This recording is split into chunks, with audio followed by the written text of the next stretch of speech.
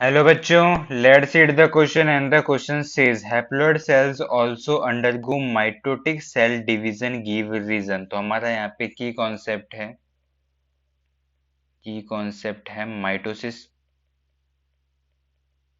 Mitosis के अंदर क्या होता है, ये एक टाइप ऑफ सेल डिवीजन है। अगर इसके थ्रू सेल डिवाइड करती है तो लेट से अगर सेल के अंदर इनिशियली 2n क्रोमोसोम है तो माइटोसिस से गुजरने के बाद जो डॉटर सेल बनेगी उसके अंदर भी 2n क्रोमोसोम रहेंगे। मतलब वहाँ क्रोमोसोम के नंबर में चेंज नहीं आया। इसी के लिए इसको हम कहते हैं इक्वेशनल डिवीजन।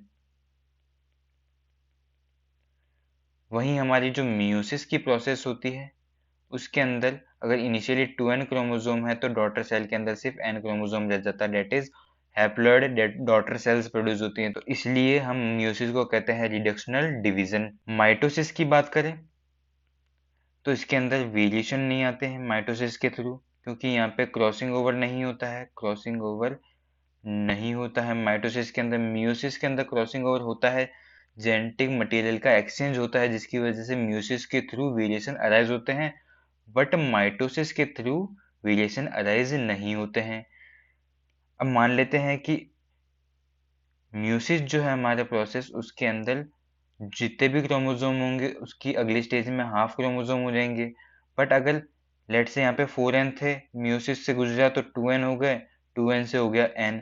बट ये n जो है हमारी यहाँ पे आ जाती है लिमिट, क्योंकि इसके बाद ये म्यूसिस से डिवाइड नहीं होगा। इन जनरल तो बिल्कुल नहीं होता है कि जो हमारा ऑड नंबर का क्रोमोसोम नंबर है वो डिवाइड हो जाए म्यूसिस के थ्रू। बट माइटोसिस के थ्रू इजीली हो सकता है कि जो n अगर पेरेंट सेल का नंबर है क्रोमोसोम का, अगर वो माइटोसिस से डिवाइड होती है तो डॉटर सेल के अंदर सेम क्रोमोसोम नंबर ही रहेगा। तो इसलिए जो हैप्लॉइड सेल्स हैं वो जनरली जाती है डिवीजन के अंदर बाय माइटोसिस। तो जो हमारा स्टेटमेंट दिया गया था कि haploid cell also undergo mitotic the cell division, तो उसका रीजन यही है कि जो हमारी हैप्लॉइड सेल्स हैं वो फर्दर डिवाइड नहीं हो सकती है हाफ के अंदर अगर वो मियोसिस से गुजरती हैं। तो इसलिए वो जनरली प्रेफर करती हैं mitosis cell division. Hope you understood it well. All the best.